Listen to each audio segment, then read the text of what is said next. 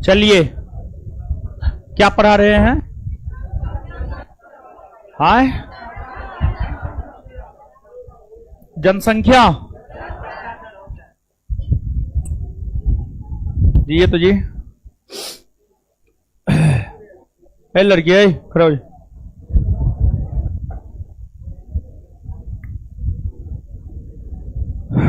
आजादी के समय भारत का साक्षरता दर कितना था?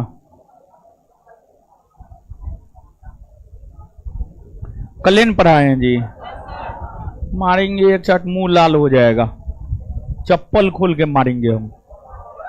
है आवारा सब, क्या है? अपना तो जवाब देगा न।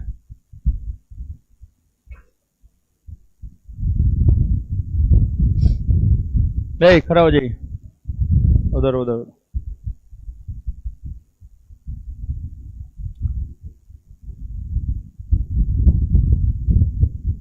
किस आयु वर्ग को उत्पादक वर्ग माना जाता है? 15 से 64। बैठ जाइए। है लड़की, है खड़ा हो जाइए, खड़ा हो जाइए। हाँ, अरे आगे वाली बैठिए। साक्षरता दर का परिभाषा बोलिए। है कितना वर्ष से अधिक उम्र का? है कितना भाषा में लिखना पढ़ना जानता हो? बैठ जाइए।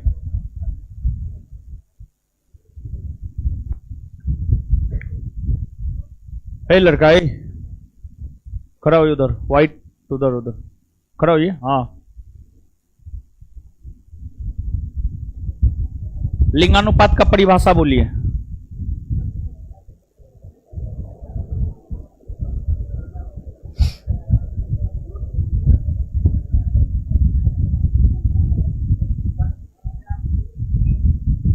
है प्रति 1000 पुरुष। क्या पुरुष है? मारेंगे एक चट मुंह लाल हो जाएगा। पढ़ता उड़ता नहीं जी? है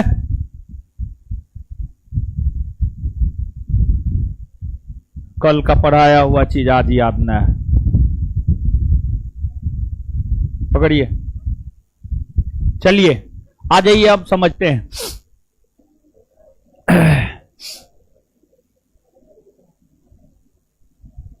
आ जाइए। तो जो है हम लोग साक्षरता दर टर्म को समझ लिए हैं, जनसंख्या घनत्व को समझ लिए हैं, लिंगानुपात को समझ लिए हैं। इसके बाद जो है हम लोगों को कुछ और टर्म को समझना है, जैसे शिशु लिंगानुपात को समझना है, दशकीय वृद्धि दर को समझना है, दशकीय वृद्धि दर को समझना है, दशकीय वृद्धि दर। तो सबसे पहले शिशु लिंगानुपात को समझते हैं। शिशु लिंगानुपात,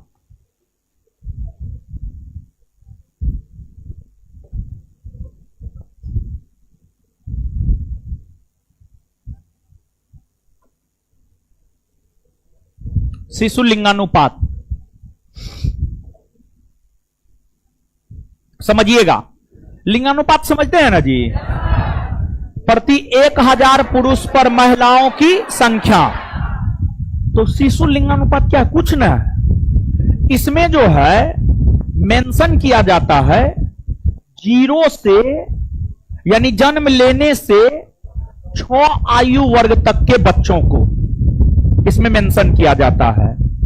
0 से 6 आयु वर्ग तक के बच्चों को इसमें मेंशन किया जाता है, यानी जन्म लेने से 6 वर्ष की आयु तक के बच्चों को मेंशन करते हुए यह निकाला जाता है कि 0 से 6 आयु वर्ष तक के बच्चों में 1000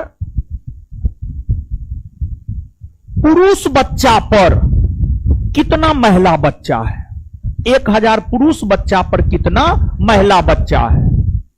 तो एक बात यह है कि शिशु लिंगानुपात में 0 से 6 आयु वर्ग तक के बच्चों को मेंशन किया जाता है, और दूसरी बात वही है कि 1000 बालक बच्चों पर कितनी बालिका बच्चियां हैं? 1000। सॉरी, मूड खराब कर दिया।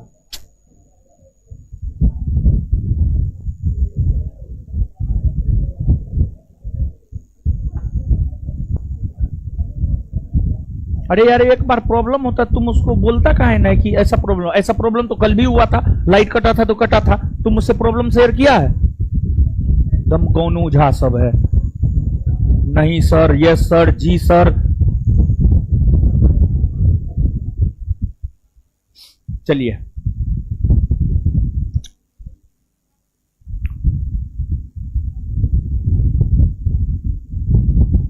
शिशु लिंगानुपात को फिर से समझा रहे हैं, चाइल्ड सेक्स रेशियो को फिर से समझा रहे हैं।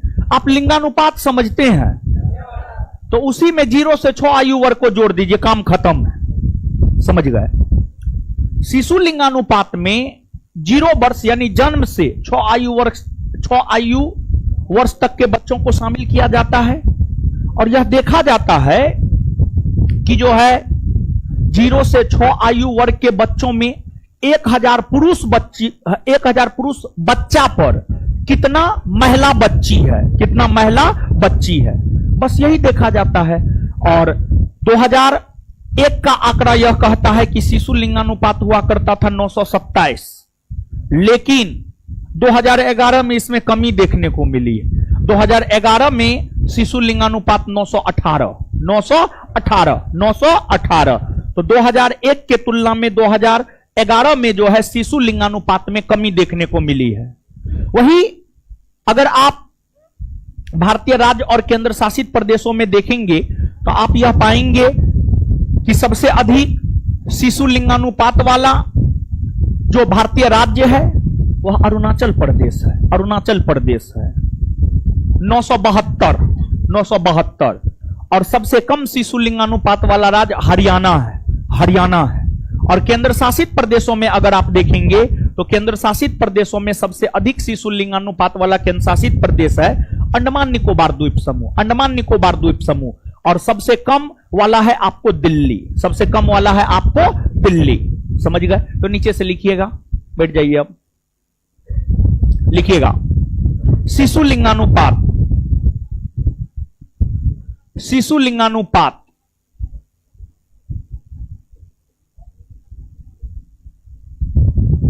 लिखिएगा।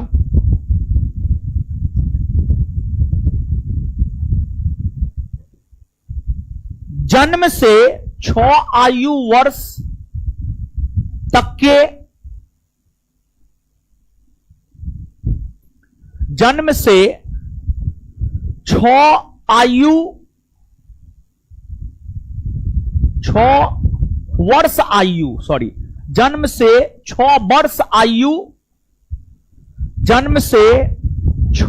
वर्ष आयु तक के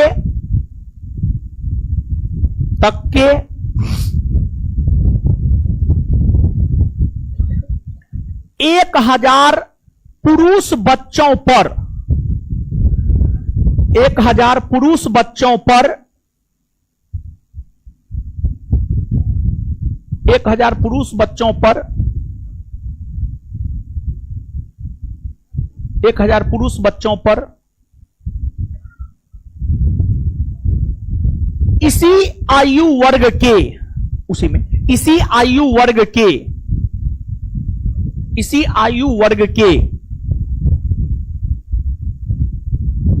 महिला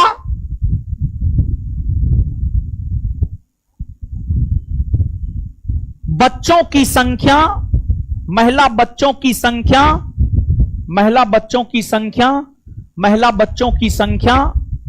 ही शिशु लिंगानुपात कहलाती है।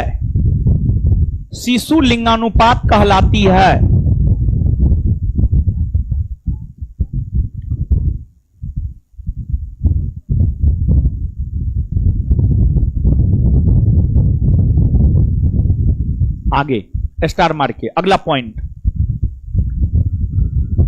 2011 के आंकड़ों के अनुसार, अगला पॉइंट 2011 के आंकड़ों के अनुसार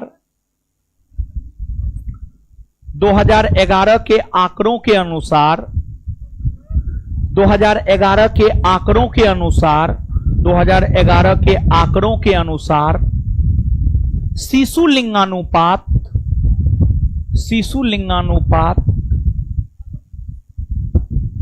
अखिल भारतीय स्तर पर शिशु लिंगानुपात अखिल भारतीय स्तर पर शिशु लिंगानुपात अखिल भारतीय स्तर पर 918 है 918 है फुल स्टॉप।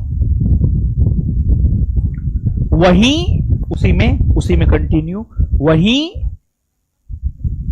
वहीं 2001 में शिशु लिंगानुपात 2001 में शिशु लिंगानुपात 2001 में शिशु लिंगानुपात 2001 में शिशु लिंगानुपात 2001 में शिशु लिंगानुपात 927 हुआ करता था 927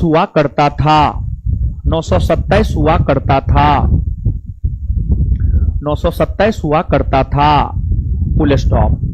अर्थात हम यह कह सकते हैं कि अर्थात हम यह कह सकते हैं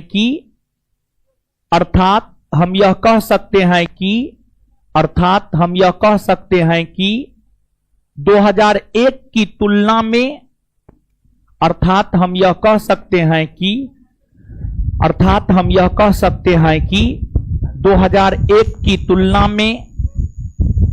2001 की तुलना में 2011 में शिशु लिंगानुपात में अर्थात हम यह कह सकते हैं कि 2001 की तुलना में 2011 में शिशु लिंगानुपात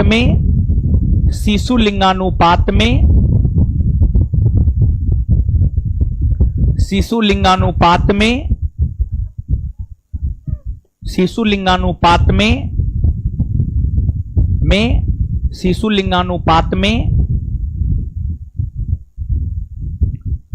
9 अंकों की कमी दर्ज की गई है 9 अंकों की कमी दर्ज की गई है 9 अंकों की कमी दर्ज की गई है 9 अंकों की कमी दर्ज की गई है 9 अंकों की कमी दर्ज की गई है। हे क्या हाल है आपका? बहुत दिन के बाद आए हैं आप हैं? बीच में आपका तबीयत खराब हो गया था नहीं जी? हाँ, थोड़ा खाने पीने पे सही से ध्यान दीजिए, समझे? ये लड़की का बहुत सीरियस थी लड़की, बच गई, इसको दूसरा जन्म मिला है, समझे? इसी संस्थान का लड़का जाकर के सुबह 8 से 10 वाला बैच का एगो लड़का जाके इसको ब्लड दिया है, समझ गए? ये आती थी, हमको लगता था कि जॉन्डिस नहीं हुआ था जी, जॉन्डिस हुआ था, इसका शरीर पीला हमको लगता था, समझे? लेकिन हमको लगा कि हो सकता है कि क्या है नहीं है, समझे? बहुत बीमार थी, आईसीयू में भर्ती थी, बच के आई है, बहुत बड़ी बात है। यानी सिचुएशन ऐसा था कि बचने वाली नहीं थी। अपने संस्थान का ही लड़का 8 से 10 वाला बैच का, फाउंडेशन बैच का लड़का इसको जाके ब्लड दिया, और भी लोग इसको ब्लड दिया है, समझे? तो आप बढ़िया से रहिए, समझे? खाने पीने पर ज्यादा ध्यान दीजिए, बढ़िया बढ़िया चीज खाइए, चाट पुचका क्या सब होता है, चाउमीन, बर्गर, मोमो, और क्या होता है, जो भी होता है वो सब मत खाइए, फल फूल खाइए, समझे? हाँ, चलिए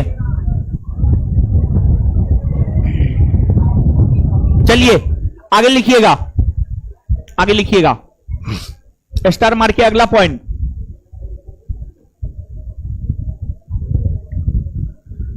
स्टार मार के अगला पॉइंट लिखिएगा,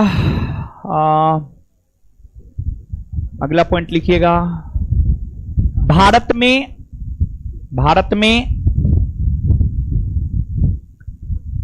में सबसे अधिक शिशु लिंगानुपात वाला राज्य भारत में सबसे अधिक शिशु लिंगानुपात वाला राज्य?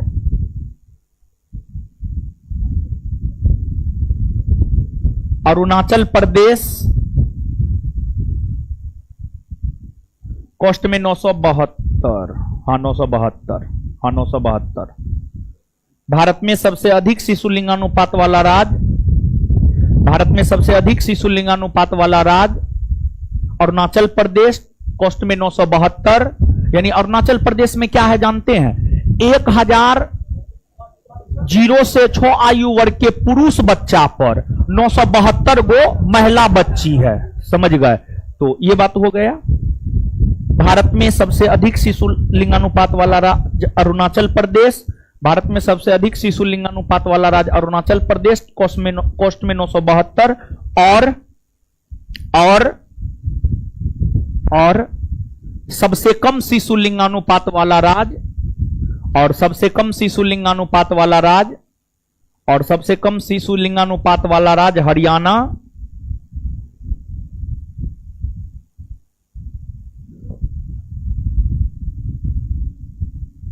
और सबसे कम शिशु लिंगानुपात वाला राज्य हरियाणा, और सबसे कम शिशु लिंगानुपात वाला राज्य हरियाणा, कॉस्ट में 834, कॉस्ट में 834, कॉस्ट में 834, कॉस्ट में 834, कॉस्ट में 834 है। आगे लिखिएगा अगला पॉइंट, केंद्र शासित प्रदेशों में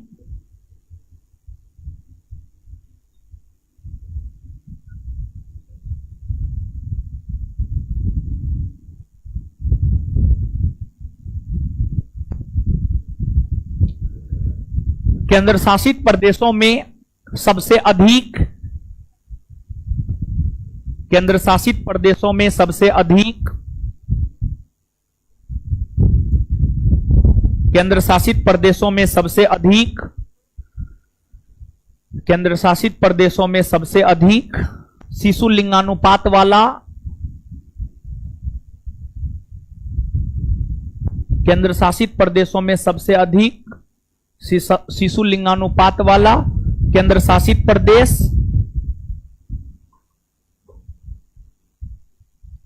शिशु लिंगानुपात वाला केंद्र शासित प्रदेश अंडमान निकोबार द्वीप समूह, अंडमान निकोबार द्वीप समूह, अंडमान निकोबार द्वीप समूह। और अंडमान निकोबार द्वीप समूह के कॉस्ट में लिखिएगा 900,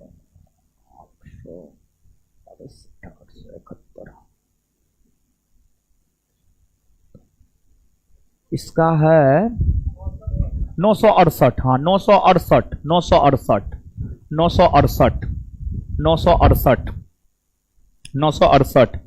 केंद्र शासित प्रदेशों में सबसे अधिक शिशु लिंगानुपात वाला केंद्र शासित प्रदेश अंडमान निकोबार द्वीप समूह, कॉस्ट में 968 है, 968 है।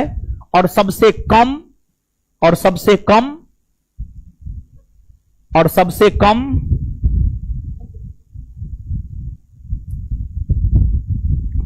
और सबसे कम शिशु लिंगानुपात वाला केंद्र शासित प्रदेश, और सबसे कम, और सबसे कम शिशु लिंगानुपात वाला केंद्र शासित प्रदेश दिल्ली, कॉस्ट में 871 है। और सबसे कम शिशु लिंगानुपात वाला केंद्र शासित प्रदेश दिल्ली, कॉस्ट में 871 है, कॉस्ट में 871 है, कॉस्ट में 871 है, 871 है। बस इतना याद रखिएगा, काम चल जाएगा, यहां से बहुत ज्यादा नहीं पूछा जाता है। इसके बाद देखिए डाटा देने के लिए बहुत है इस चैप्टर में, लेकिन हम आपको सिलेक्टिव डाटा दे रहे हैं। अब डाटा देने के लिए हम बहुत तो दे देंगे, आप यादें नहीं रखिएगा, तो उससे बेहतर है सिलेक्टिव डाटा हम दे रहे हैं। देखिए ज्योग्राफी जो हम आपको पढ़ाए हैं, पढ़ाने के लिए और भी बहुत कुछ है इंडियन ज्योग्राफी में, लेकिन परीक्षा के लिहाज से जितना भी सिलेक्टिव चीज है वो छांट छांट करके पढ़ाए। और इतना अगर आप कॉपी का लाइन बाय लाइन याद रख लेते हैं 100% का तो गारंटी नहीं ले सकते हैं ज्योग्राफी, इंडियन ज्योग्राफी का, लेकिन हम आपको बोल रहे हैं 90% से कम का गारंटी हम लेंगे भी नहीं। 10 में से 9 गो क्वेश्चन आपके कॉपी से रहेगा, पूरे दावे के साथ हम ये बात कह सकते हैं। अगर किसी भी परीक्षा में इंडियन ज्योग्राफी का प्रश्न पूछा जा रहा है तो इंडियन ज्योग्राफी में अगर 10 गो प्रश्न पूछा गया तो 9 गो आपके कॉपी में रहेगा। इतना बेहतरीन ढंग से हर डाटा आपको लिखाया गया है, तो इसलिए कॉपी का बार बार रिवीजन करते रहे। शिशु लिंगानुपात के बाद आगे हम लोगों को देखना है 10 वृद्धि दर बताए हैं नहीं ना, 10 वृद्धि दर ये महत्वपूर्ण हो जाता है। 10 वृद्धि दर, 10 वृद्धि दर इसलिए महत्वपूर्ण हो जाता है क्योंकि भारत में जनगणना प्रत्येक 10 वर्ष के अंतराल पर होता है, तो इसलिए 10 वृद्धि दर जो है आपको महत्वपूर्ण हो जाता है। 10 वृद्धि दर महत्वपूर्ण हो जाता है। तो 10 वृद्धि दर जो है आप समझिएगा क्या होता है 10 वृद्धि दर। हेडिंग मारिए 10 वृद्धि दर।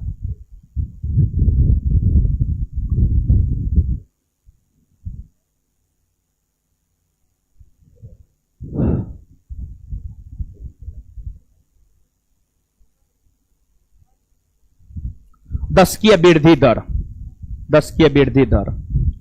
देखिए आप सब लोग जानते हैं कि भारत में जनगणना प्रत्येक 10 वर्ष के अंतराल पर होता है, 10 वर्ष के अंतराल पर होता है। तो भारत में जनगणना जो प्रत्येक 10 वर्ष के अंतराल पर होता है, ओए चश्मा वाली लड़की उधर क्या करे, मारेंगे एक चाट, मुंह लाल हो जाएगा। कल क्वेश्चन पूछे थे जवाब नहीं दी थी, समझने पर दिमागी ने लगाती है, इधर उधर करते रहती है। हम बोर्ड पे समझा रहे, उधर देख रही है। चलिए आगे आइएगा। 10 की वृद्धि दर। देखिए आप सब लोग ये बात जानते हैं कि भारत में जनगणना प्रत्येक 10 वर्ष के अंतराल पर होता है, और भारत में जनगणना जो प्रत्येक 10 वर्ष के अंतराल पर होता है, तो उस 10 वर्ष के अंतराल में, उस 10 वर्ष के अंतराल में जनसंख्या में वृद्धि जो हुआ है, जनसंख्या में वृद्धि जो हुआ है, अब 10 वर्ष के अंतराल में 2011 से 2021 तक में निश्चित तौर पर जनसंख्या में वृद्धि हुई होगी या नहीं हुई होगी। हो सकता है जनसंख्या में वृद्धि हुई होगी, या हो सकता है जनसंख्या में कमी हुई होगी। कुछ ना कुछ तो निश्चित तौर पर होगा, हाँ या ना, एकदम से होगा। चाहे वृद्धि हो या कमी हो, होना तो है ही, या तो वृद्धि होगा या कमी होगा। सामान्य तौर पर वृद्धि ही देखने को मिलता हमेशा। जब से भारत में जनगणना होना प्रारंभ हुआ है तब से हमेशा वृद्धि ही देखने को मिला है, हमेशा वृद्धि ही देखने को मिला है। तो जो 10 की वृद्धि दर निकाला जाता है, 10 वर्षों में जनसंख्या में प्रतिशत वृद्धि कितनी हुई है, प्रतिशत वृद्धि कितनी हुई है। देखिए इसके लिए क्या किया जाता है, यानी 10 की वृद्धि दर निकालने का फॉर्मूला क्या है, इसको आप समझिएगा। और 10 की वृद्धि दर निकालने का फॉर्मूला याद रखना आपके लिए जरूरी है। और जब भी यहां से प्रश्न आता है ना, तो एक तो 2011 का आंकड़े, 2011 के आंकड़ों के अनुसार भारत का 10 की वृद्धि दर कितना है, एक ये प्रश्न आता है। और 2011 के आंकड़ों के अनुसार भारत का 10 की वृद्धि दर है 17.7%, 17.7%। एक प्रश्न ये आता है। दूसरा प्रश्न ये आता है 2011 के आंकड़ों के अनुसार भारत में सर्वाधिक 10 की वृद्धि दर वाला राज्य कौन है, तो आंसर हो जाएगा मेघालय। और एक प्रश्न ये आता है कि 2011 के आंकड़ों के अनुसार भारत में न्यूनतम 10 की वृद्धि दर वाला राज्य कौन है, तो नागालैंड, नागालैंड है।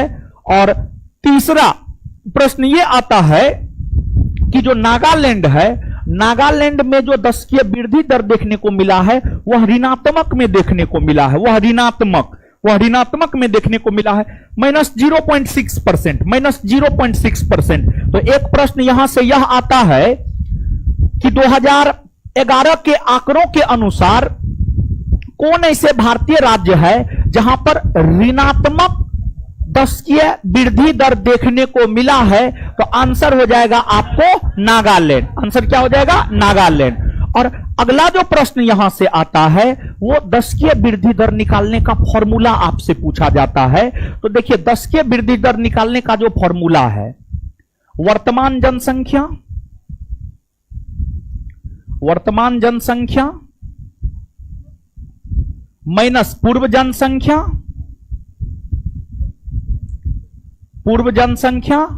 अपॉन पूर्व जनसंख्या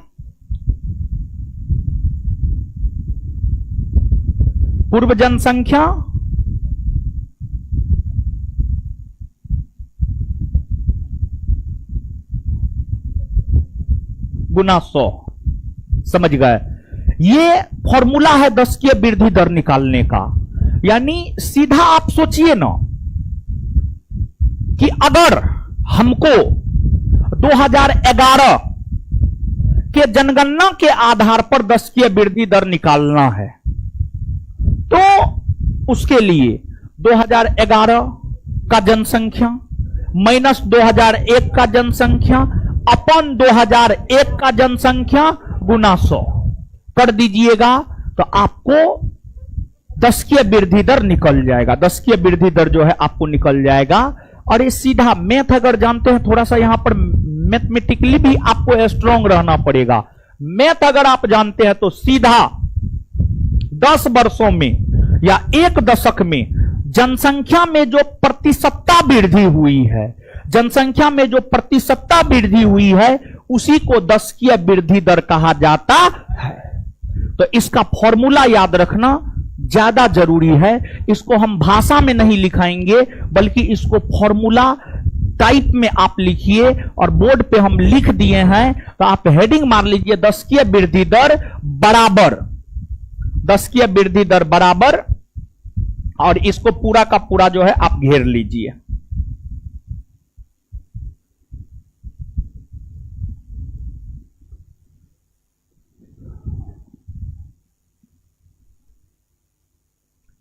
घेर लीजिए।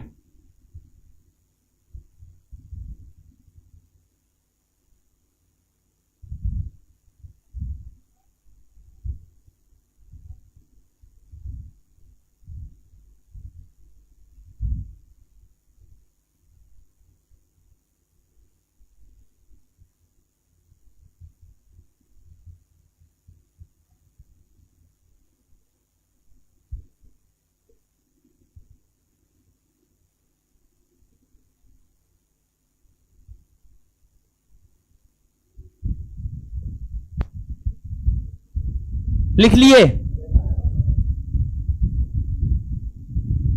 लिखिए रहिए। लिख लिए? लिखिए आप,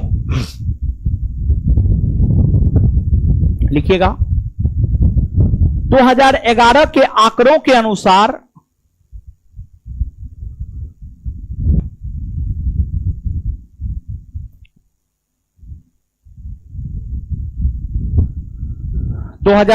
के आंकड़ों के अनुसार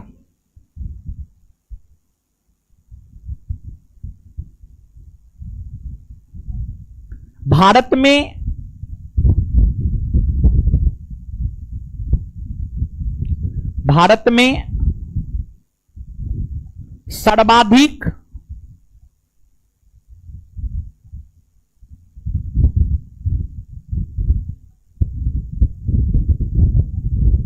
में सर्वाधिक दशकीय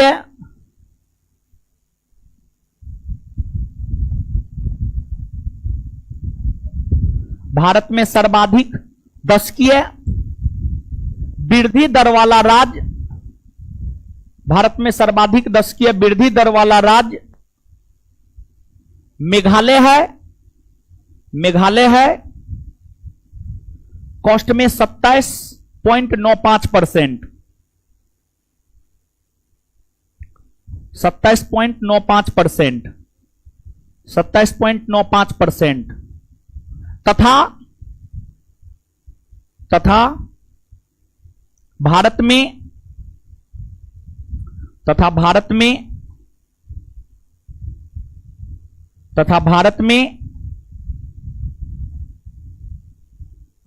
न्यूनतम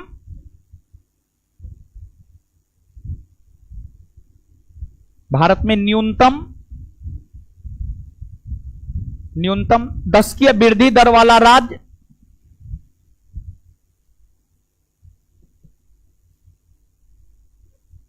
न्यूनतम 10 वृद्धि दर वाला राज्य न्यूनतम 10 वृद्धि दर वाला राज्य नागालैंड है, कॉस्ट में -0.6%।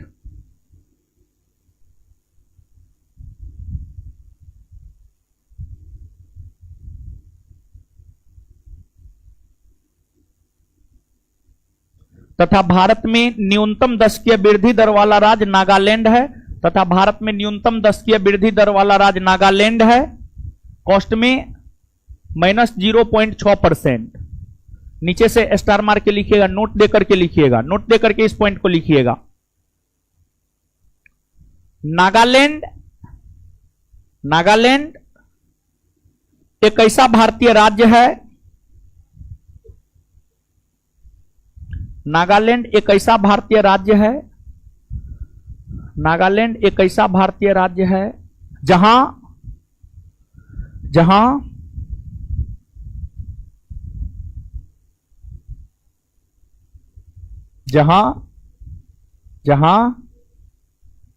नागालैंड एक ऐसा भारतीय राज्य है जहां ऋणात्मक 10 की वृद्धि दर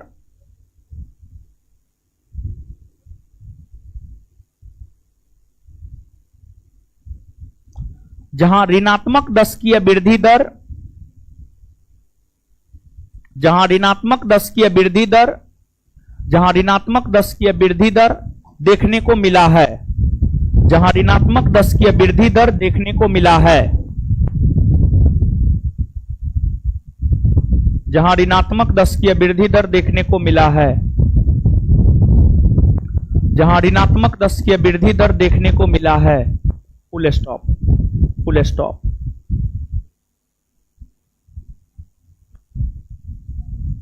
फुल स्टॉप। आगे आगे आगे आगे आगे क्या आगे और नहीं लिखाए हैं। नेक्स्ट पॉइंट, अखिल भारतीय स्तर पर अखिल भारतीय स्तर पर अखिल भारतीय स्तर पर 2011 के आंकड़ों के अनुसार अखिल भारतीय स्तर पर 2011 के आंकड़ों के अनुसार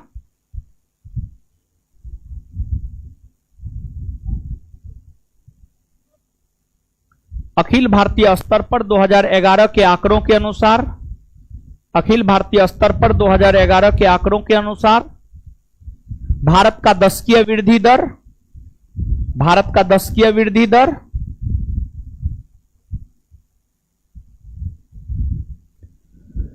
भारत का 10 की वृद्धि दर भारत का 10 की वृद्धि दर 17.7% है। भारत का 10 की वृद्धि दर 17.7% है। भारत का 10 की वृद्धि दर 17.7% है। भारत का 10 की वृद्धि दर 17.7% है। भारत का 10 की वृद्धि दर 17.7% है। और 2001 में हुआ करता था 21.54। तो 2001 के तुलना में जो है कमी देखने को मिला है 10 की वृद्धि दर में। तो नीचे से लिखिएगा,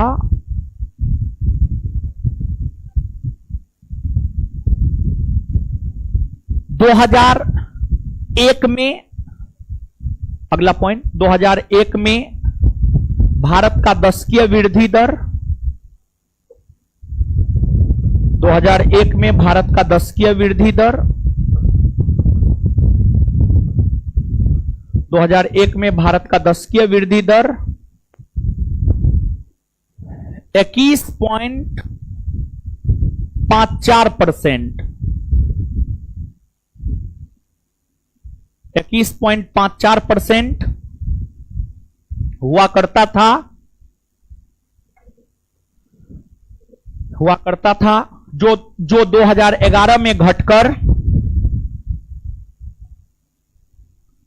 जो 2011 में घटकर 17.7%, जो 2011 में घटकर 17.7% 17.7% देखने को मिलता है।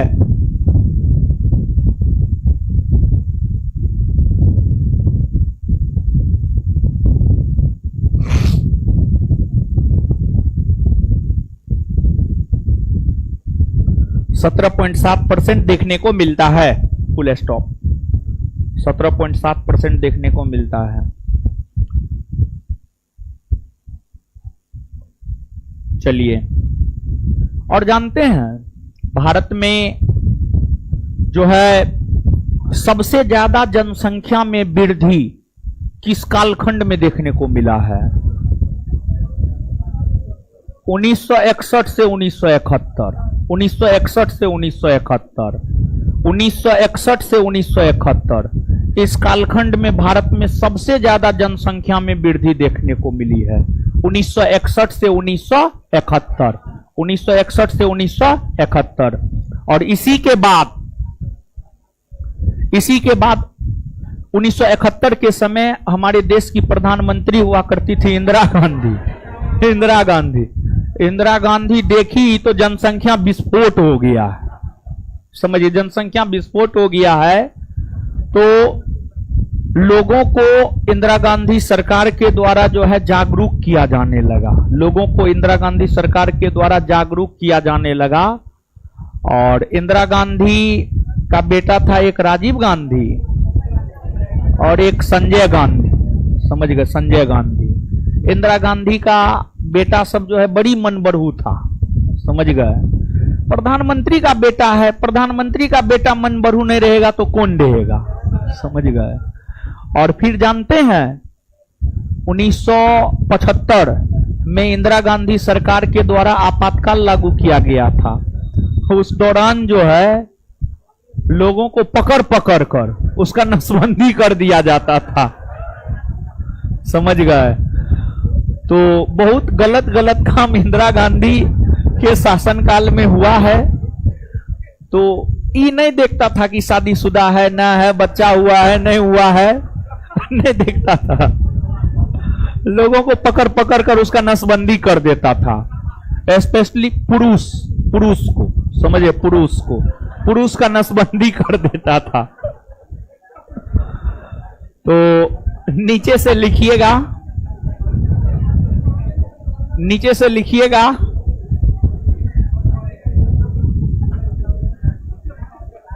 अरे आप लोग हंस रहे हैं, सही घटना है महाराज। लिखिए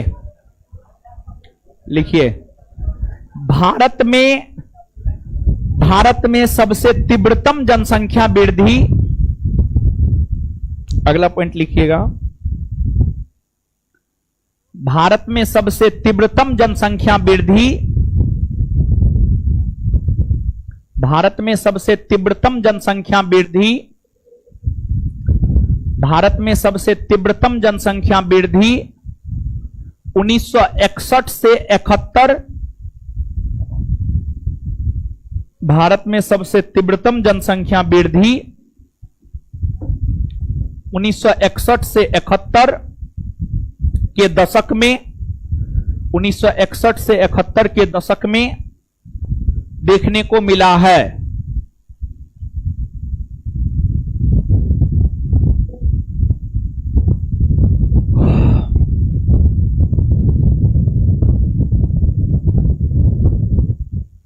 और जो है एक जनसंख्या सिद्धांत है, माल्थस का जनसंख्या सिद्धांत। ठीक है, माल्थस ब्रिटिश अर्थशास्त्री हुआ करता था। माल्थस जो है ना विद्वान का नाम था, ब्रिटेन का था, ब्रिटेन का बहुत बड़ा अर्थशास्त्री था माल्थस। माल्थस ने जो है 1794, 1798, 1790 के दशक में, संभवतः 1798 में माल्थस ने जो है जनसंख्या को लेकर एक सिद्धांत दिया। और माल्थस ने जनसंख्या को लेकर जो सिद्धांत दिया उसे माल्थस का जनसंख्या सिद्धांत कहा गया। और माल्थस ने अपने जनसंख्या सिद्धांत में यह कहा कि एक समय ऐसा आएगा जब मानव की जनसंख्या में काफी ज्यादा वृद्धि हो जाएगी और मानवों को जितनी खाद्यान्न की जरूरत होगी, यानी खाने पीने वाले वस्तु की जरूरत होगी, उतनी की आपूर्ति नहीं हो पाएगी। यानी जरूरत है एक थाली का, जरूरत है एक थाली चावल का, एक थाली चावल रहेगा तब पेट भरेगा और थाली में एगो दाना है। तो इस स्थिति में क्या होगा? एगो दाना खा करके आपका पेट भर पाएगा? नहीं। यही स्थिति अगर महीना दिन तक रहे तो क्या होगा? आप ओम नमः स्वाहा हो जाएंगे तो आपका काम खत्म हो जाएगा। तो माल्थस ने अपने जनसंख्या सिद्धांत में यह कहा कि एक समय ऐसा आएगा जब जनसंख्या में काफी ज्यादा वृद्धि हो जाएगा और मानवों को जितना खाद्यान्न की आपूर्ति होनी चाहिए उतना हो नहीं पाएगा। तो फिर भूखमरी की स्थिति उत्पन्न हो जाएगी, अकाल होने लगेंगे और लोग दाने दाने के लिए तरसेंगे, लोग युद्ध करने लगेंगे आपस में और फिर अचानक जनसंख्या में काफी तेजी से गिरावट होगा और फिर जनसंख्या में अचानक तेजी से गिरावट होगा। इसी को माल्थस का जनसंख्या सिद्धांत कहा जाता है। इसी को माल्थस का जनसंख्या सिद्धांत कहा जाता है। और इसके बाद अगर आप बात भारत की करेंगे तो जो भारत है पूरे विश्व में परिवार नियोजन कार्यक्रम को अपनाने वाला पहला देश भारत बना। भारत ने 1952 ईस्वी से भारत ने 1952 ईस्वी से परिवार नियोजन कार्यक्रम को अपनाया, लेकिन फिर भी जनसंख्या नियंत्रण भारत नहीं कर पाया। जनसंख्या नियंत्रण भारत नहीं कर पाया और अब तो हम लोग नंबर 1 पर है, समझ गए? तो नीचे से लिखिएगा माल्थस का जनसंख्या सिद्धांत। माल्थस का जनसंख्या सिद्धांत।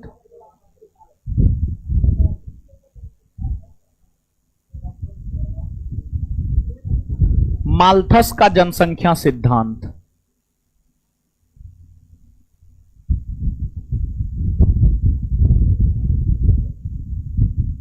लिखिएगा डैश दे करके लिखिएगा। ब्रिटिश अर्थशास्त्री माल्थस ने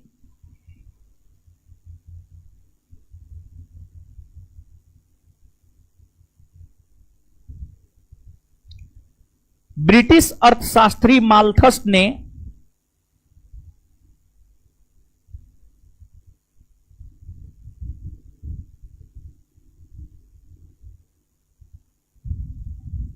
ब्रिटिश अर्थशास्त्री माल्थस ने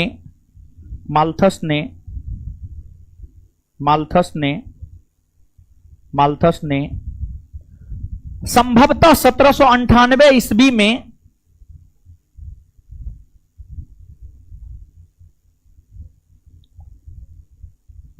संभवतः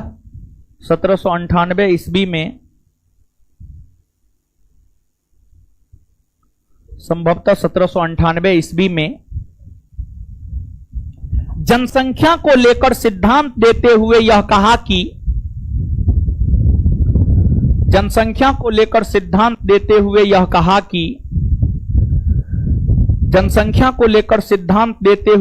कहा कि जनसंख्या को लेकर सिद्धांत देते हुए यह कहा कि जनसंख्या को लेकर सिद्धांत देते हुए यह कहा कि एक समय ऐसा आएगा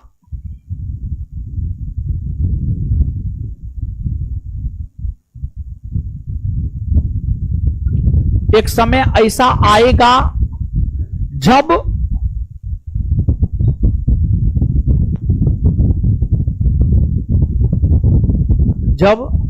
विश्व की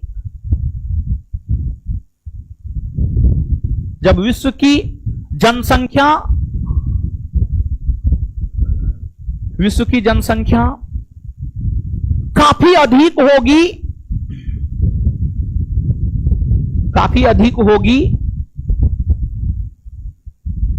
और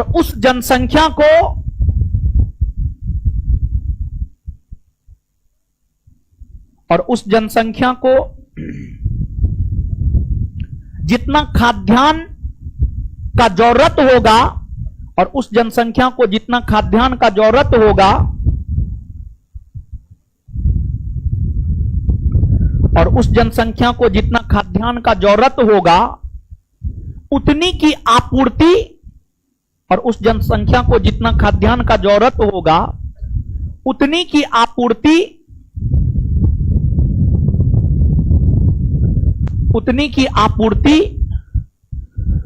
नहीं हो पाएगी उतनी की आपूर्ति नहीं हो पाएगी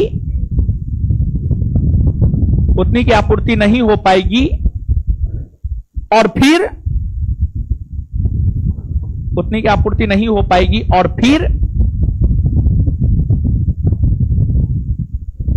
भूखमरी, अकाल और युद्ध जैसी स्थिति उत्पन्न हो जाएगी और फिर भूखमरी, अकाल और युद्ध जैसी स्थिति उत्पन्न हो जाएगी और फिर भूखमरी, अकाल और युद्ध जैसी स्थिति उत्पन्न हो जाएगी और फिर भूखमरी, अकाल और युद्ध जैसी स्थिति उत्पन्न हो जाएगी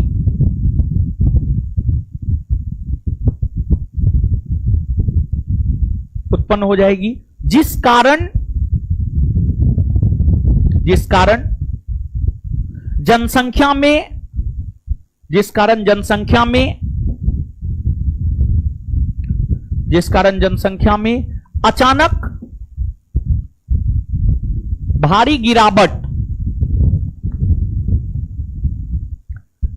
जनसंख्या में अचानक भारी गिरावट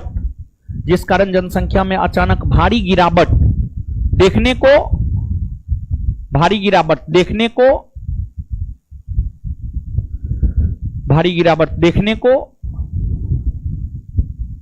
मिलेगी। यही है माल्थस का जनसंख्या सिद्धांत, समझे। अब नीचे स्टार मार के लिखिएगा। भारत विश्व का पहला देश बना, नीचे स्टार मार के लिखिएगा। भारत विश्व का पहला देश बना।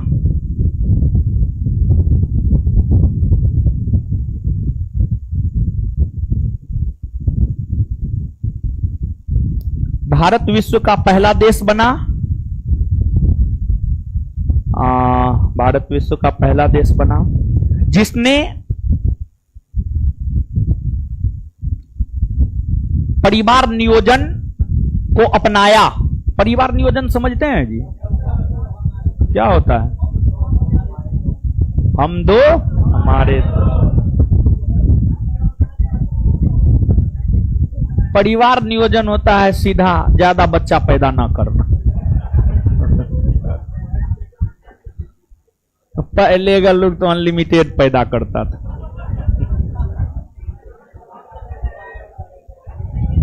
लिखिए, भारत विश्व का पहला देश बना जिसने परिवार नियोजन को अपनाया।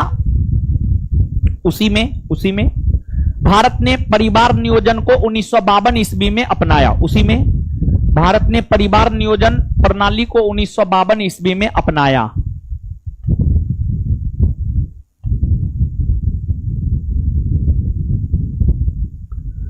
भारत ने परिवार नियोजन प्रणाली को 1952 ईस्वी में अपनाया। अभी जितना लिखाए हैं, बताए हैं, समझाए, उसको पढ़िए तो पढ़िए। नहीं लिखाए हैं 10 के वृद्धि दर वाला में। अच्छा कोई बात नहीं है, उतना जरूरी ना है। लिखिए, पढ़िए, पहले पढ़िए, पढ़िए ना पहले। है पढ़िए, पढ़ने बोले, है पढ़िए, इधर उधर मत कीजिए, पढ़िए पढ़िए, जल्दी जल्दी जल्दी पढ़िए।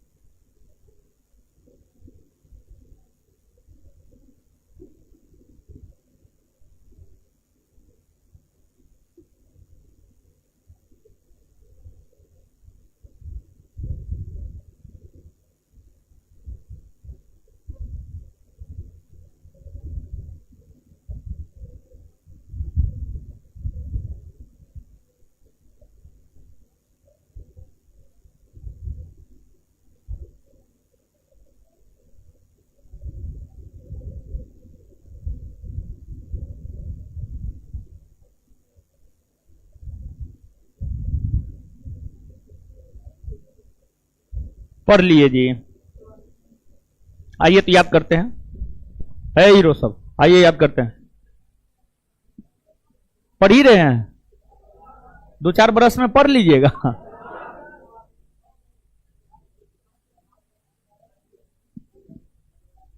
है हीरो सब, आइए। है शिशु लिंगानुपात में कितना वर्ष से कितना उम्र तक आए?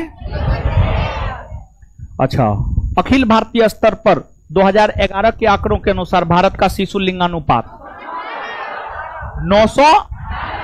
2011 के आंकड़ों के अनुसार भारत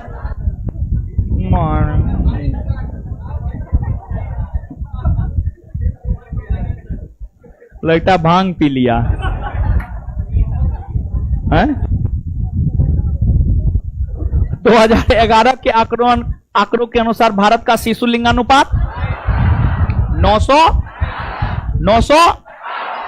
सबसे अधिक शिशु लिंगानुपात वाला राज्य, सबसे अधिक शिशु लिंगानुपात कितना? कितना? सबसे कम? सबसे कम कितना? कितना? अच्छा, सबसे अधिक शिशु लिंगानुपात वाला केंद्र शासित प्रदेश आए? सबसे अधिक शिशु लिंगानुपात वाला कितना? कितना? सबसे कम वाला? सबसे कम वाला कितना? कितना? चलिए, 10 के वृद्धि दर का फॉर्मूला क्या है जी? 10 के वृद्धि दर का फॉर्मूला,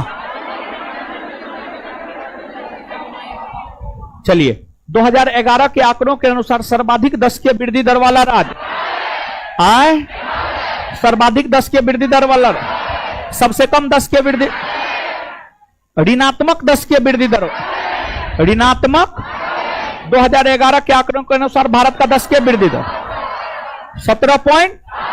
केंद्र शासित प्रदेश इसमें नहीं बताए, नहीं लिखाए हैं, लेकिन याद रख लीजिएगा, केंद्र शासित प्रदेश में जो है सबसे अधिक 10 के वृद्धि दर वाला केंद्र शासित प्रदेश है दादर नगर हवेली, और सबसे कम है लक्षद्वीप, सबसे कम है लक्षद्वीप। लिखिएगा, केंद्र शासित प्रदेश में 10 के वृद्धि दर वाला में लिखा रहे हैं, कहीं पर लिख लीजिए ना, कोई दिक्कत ना है। लिखिएगा, सबसे अधिक 10 की वृद्धि दर वाला केंद्र शासित प्रदेश, सबसे अधिक 10 की वृद्धि दर वाला केंद्र शासित प्रदेश,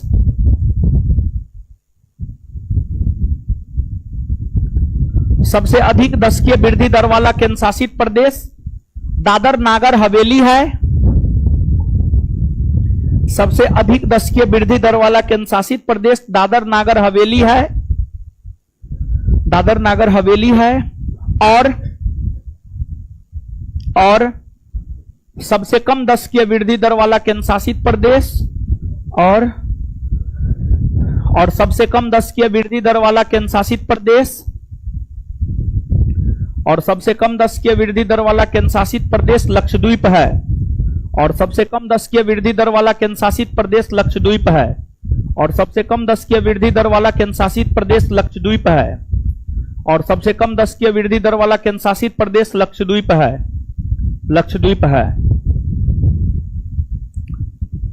चलिए, ओए माल्थस कहां का था जी?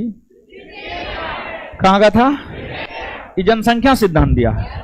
क्या कहा ये अपने जनसंख्या से? ये कहा है कि एक समय ऐसा आएगा, इतना जनसंख्या हो जाएगा, लोगों को खाने के लिए कुछ नहीं मिलेगा, लोग अपने में लड़ने लगेगा, भूखमरी की स्थिति उत्पन्न हो जाएगी, अकाल की स्थिति उत्पन्न हो जाएगी, लोग मर जाएगा और अचानक जनसंख्या में क्लियर। विश्व का पहला देश कौन है जिसने परिवार नियोजन कौन है और कब अपनाया? कब अपनाया? और आज ज्यादा नहीं पढ़ा पाएंगे इसलिए क्योंकि जो है टेस्ट है उस सेंटर पे जाना होगा। अभी जाम इतना रहता, आधा घंटा लग जाता है यहां से वहां जाने में। क्वेश्चन करवाएंगे, कम से कम 2500 को क्वेश्चन करवाएंगे तब जाएंगे। तो इसलिए आज के लिए इतना ही। और होमवर्क भी पूछना है हमको, समझ गए? तो पहले क्वेश्चन करवाते, जो मूल है उसको पहले करवाते हैं। आइए क्वेश्चन पे। ये तो हो गया था।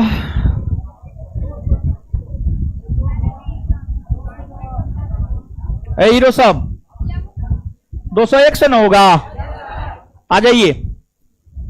आगरा किस नदी के किनारे बस्ती? आगरा उत्तर प्रदेश में है और यह यमुना नदी के किनारे स्थित है। यमुना, कौन नदी? यमुना। पणजी किस नदी के किनारे?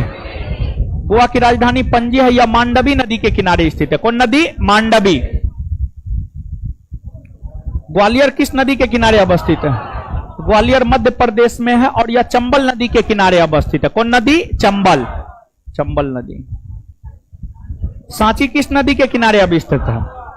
देखिए, सांची मध्य प्रदेश में है। सांची हो गया, विदिशा हो गया, ये सब मध्य प्रदेश में है। और ये सब है आपको बेतवा नदी के किनारे। बेतवा नदी के किनारे। और जो सांची शहर है यह सांची के स्तूप के लिए विख्यात है। और सांची का स्तूप मौर्यकालीन स्तूप है और इस स्तूप का निर्माण मौर्य शासक अशोक ने करवाया था। मौर्य शासक अशोक ने करवाया था। मदुरै किस नदी के किनारे अवस्थित? मदुरै तमिलनाडु राज्य में है। अरे बैग वाला पकड़िए, तो वो पीला सा बैग वाला पकड़िए, दौड़ के पकड़िए उसको। भाग गया, गया है, गार्ड गया है, उसको पकड़ के सिर्फ ले आए। आज हम उसका इलाज कर देंगे। भाग गया, जैसे बोले भागा। मदुरै किस नदी के किनारे अवस्थित? वेगई, तमिलनाडु में है और वेगई नदी के किनारे। तमिलनाडु में है और वेगई नदी के किनारे। देखिए, बार बार बोलते हैं जीएस में क्या है, चीजों को जितना बार देखिएगा, जितना बार सुनिएगा, उतना ज्यादा याद होता है। ये बैग लेकर आए, तुरंत भाग गए, क्वेश्चन होने लगा तो। और क्वेश्चन आंसर में तो हम बोले हैं ना गलती है, तो वो सब नालायक निकम्मा है एकदम। कितना ये लोग को समझाए। कोलकाता किस नदी के किनारे अवस्थित? हुगली। कौन नदी? हुगली। मथुरा किस नदी के किनारे? मथुरा उत्तर प्रदेश में है, यमुना नदी। कौन नदी? कानपुर किस नदी के किनारे अवस्थित? गंगा। और जानते हैं कानपुर जो है गंगा नदी पर बसा हुआ सबसे बड़ा शहर। गंगा नदी पर बसा हुआ सबसे बड़ा शहर कौन है? अरे नहीं पकड़ के लाए हो, भाग गया। महाराज आप लोग एक लड़का को नहीं पकड़ के लाए, अजीब हाल है। छुप गया।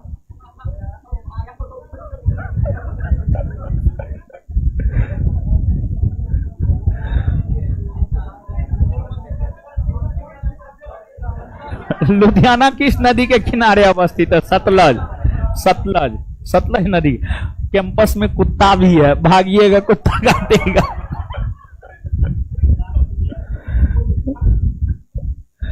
कैंपस का कुत्ता काटता है, समझे, तो भागिए, बच के भागिए।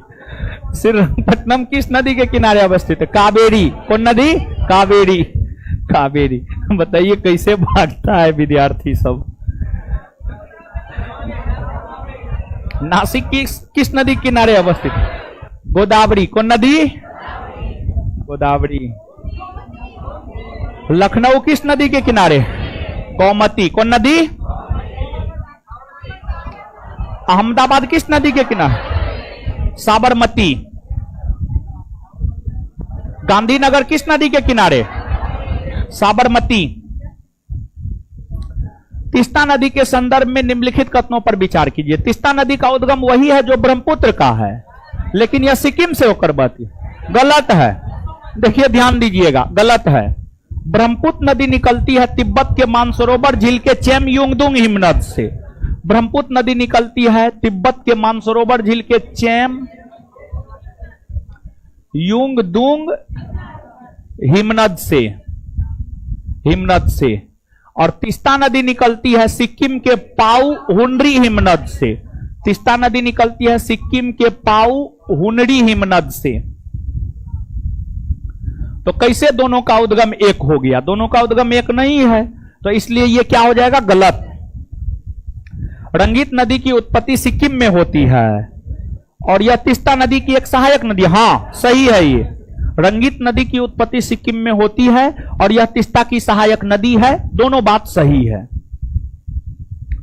तीस्ता नदी भारत एवं बांग्लादेश की सीमा पर, भारत और बांग्लादेश की सीमा पर बंगाल की खाड़ी में जा मिलते नहीं, गलत है। देखिए जो तीस्ता नदी है ना, बांग्लादेश में जाकर ब्रह्मपुत्र से मिलती है। बांग्लादेश में जाकर ब्रह्मपुत्र से मिलती है, ब्रह्मपुत्र से मिलती है। और जानते हैं तीस्ता नदी के जल को लेकर विवाद है, और तीस्ता नदी के जल को लेकर विवाद भारत और बांग्लादेश के बीच है। भारत और, ये बात लिखाए हैं, लिखाए हुए हैं ना, बड़ी महत्वपूर्ण है, याद रखिएगा। तो बताइए कौन सा सही है? केवल दो सही है। आगे आइए। चेन्नई से कोलकाता की यात्रा सड़क मार्ग से करने पर नदियों की उपस्थिति का सही क्रम निम्नलिखित में से कौन सा है? चेन्नई से कोलकाता जाना है। देखिए यहां पे तो भारत का मानचित्र होना चाहिए।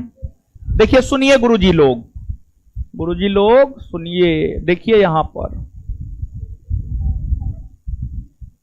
ठीक है।